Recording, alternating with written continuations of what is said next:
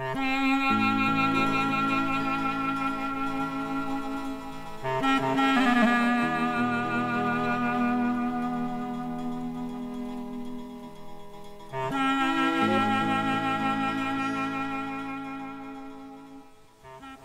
φορά που γράφουμε και μιλάμε για τους προγόνους μας και επικοινωνούμε με τη λαϊκή ψυχή, νιώθουμε στα αλήθεια πως αγγίζουμε τον ίδιο τον Θεό. Και αυτό γιατί πιστεύουμε απόλυτα πως τούτος εδώ, ο υπαίθριος λαός μας, με την αγέροχη μορφή του και την σπάνια καρτερικότητά του, είναι και αυτός ένα κομμάτι του θεϊκού βασιλείου. Γι' αυτό το λαό αξίζει να ασχολείται κανείς κι όσο μπορεί να τον κρατάει μακριά από ξενομανίες και αλότριες προσμίξεις, γιατί πέρα από την αλλίωσή του και το ξεστράτισμα από την παραδοσιακή του πορεία, δεν πιστεύουμε πως θα του προσφέρουν και τίποτε άλλο.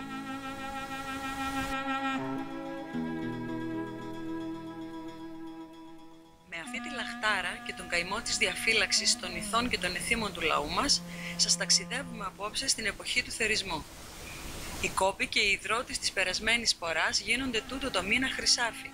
Τελειώνοντας το θέρο και το κούρο, ελάτε να μεταφερθούμε στα τελειώματα του θεριστή, όπου εκειδά συναντάμε σημαντικές γιορτές.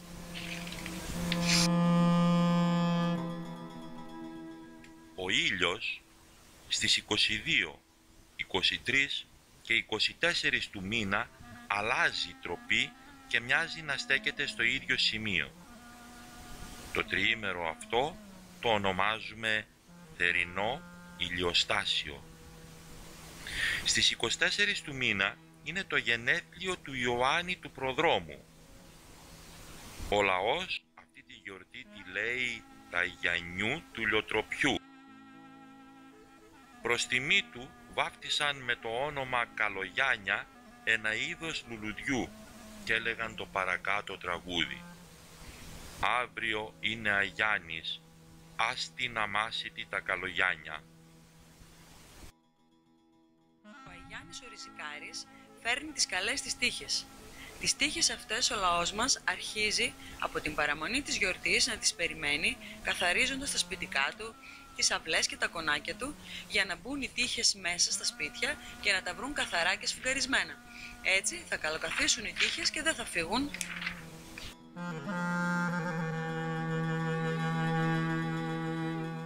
Το έθιμο που αναβιώνει λοιπόν τη μέρα αυτή ονομάζεται κλείδωνας.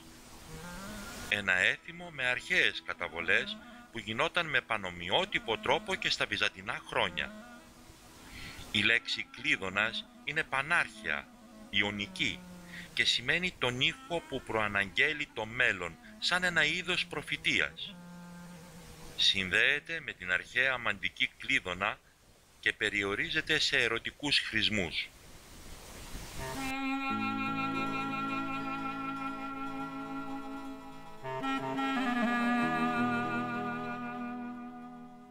Χρησμοί για το μέλλον του κοριτσιού και την αποκατάσταση της ανήπαντρης κοπέλας, στοιχεία που αποτελούσαν στα χωριά μας πρόσφορο έδαφος για λαϊκή μαντεία.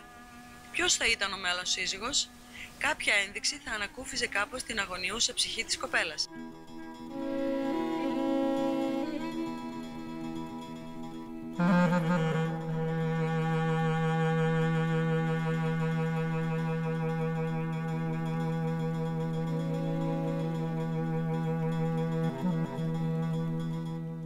Ο εορτασμός του Αγιαννιού του Κλείδωνα αρχίζει από την παραμονή στις γειτονιές και στους δρόμους όπου ανάβονται φωτιές οι ονομαζόμενες και μπουμπούνες.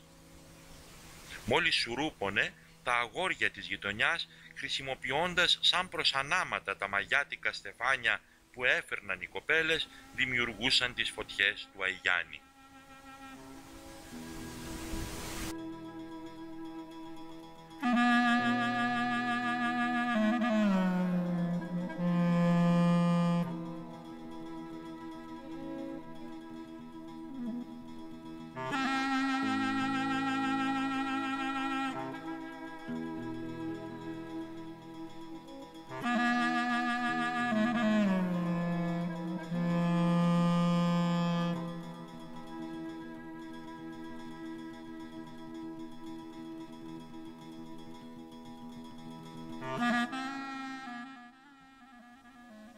Πάνω από τις φωτιές πηδούσαν όλοι, αγόρια, κορίτσια, λέγοντας «Αφήνω τον κακό το χρόνο και μπαίνω στον καλύτερο» ή «Όξο, ψήλι και κοργή, μέσα η ρόγα η χρυσή» ή «Να πηδήσω τη φωτιά, μη με πιάσει η αρρωστιά». Λέγανε πως αν περνούσες από πάνω 3 φορές θα ήταν καλό για την υγεία σου και επιπλέον θα έφευγαν οι ψήλοι και οι κοργοί. Πίστευε ο λαός πως οι φωτιές αυτές τους προφύλασαν από τα κακά του χρόνου. Από τις φωτιές αυτές ο Άγιος Ιωάννης πήρε διάφορα ονόματα, όπως Φωτιστής και Λαμπαδιάρης.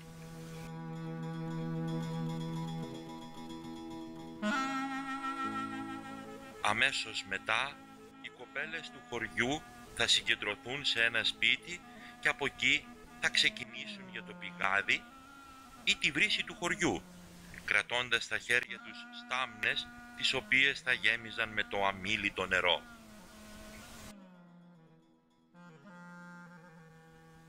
Όταν έφταναν στη βρύση, έπαιρναν 3 φορές νερό, αδειάζοντας και γεμίζοντας τη στάμνα τους, ενώ κάποιες φορές την κλωτσούσαν 3 φορές, γιατί έτσι πίστευαν ότι το νερό θα βρει η κορυφή τον πάτο.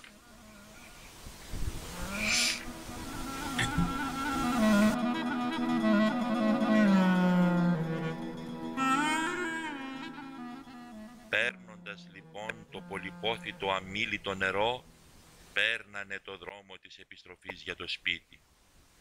Το έλεγαν αμίλητο γιατί κατά τη μετάβαση των κοριτσιών στη βρύση, αλλά και κατά την επιστροφή, δεν έπρεπε να μιλήσουν σε κανέναν, όποιος κι αν ήταν αυτός.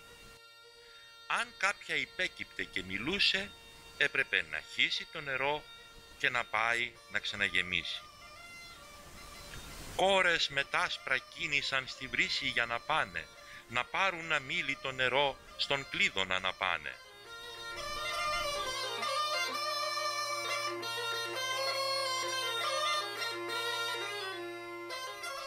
Εκεί λοιπόν, πάνω σε ένα χαμηλό σοφρά υπήρχε ένα πιθάρι. Μέσα στο πιθάρι αυτό, μόλις επέστρεφαν οι κοπέλες, θα άδειαζαν το αμίλητο νερό. Η κάθε μια, πριν από την πορεία για τη βρύση, είχε μαζέψει για τον εαυτό της τα καλογιάνια, το λουλούδι του Αϊγιάννη, πάνω στα οποία με μια κόκκινη κλωστή έδαινε το ριζικάρι της, το οποίο ήταν ένα σκουλαρίκι, ένα δαχτυλίδι ή ένα χρυσαφικό που να μαρτυράει το σημάδι της κάθε μιας. Έπειτα, μια-μια τοποθετούσε το ριζικάρι της μέσα στο πιθάρι και πολλές φορές λέγανε «Αϊγιάννη κλειδονάρι που της μοίρας δίνεις χάρη».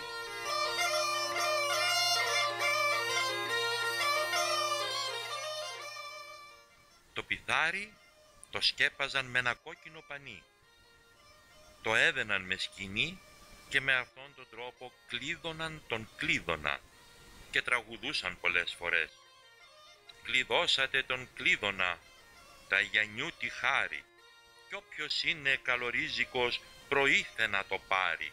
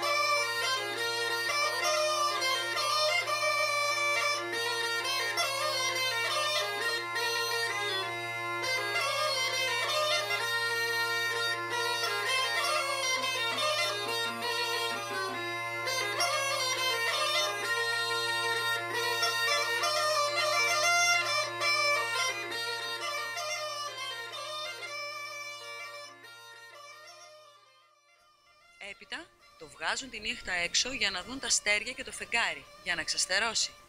Έτσι λοιπόν, την παραμονή του Αγιανιού όλη τη νύχτα φυλάνε τον κλείδωνα. Από το νερό του κλείδωνα ή από το κόκκινο πανί γίνονται διάφορα μαγικά για τα ανήπαντρα κορίτσια. Κάθε κοπέλα μελετάει το ριζικάρι της στο όνομα ορισμένου προσώπου, συνήθως αυτού που ήθελε να παντρευτεί, και ονειρεύεται ότι κάθε ευχή της θα πραγματοποιηθεί. Μία τέτοια νύχτα βέβαια δεν είναι δυνατόν να μην συνοδευτεί από γλέντια, χορούς και τραγούδια.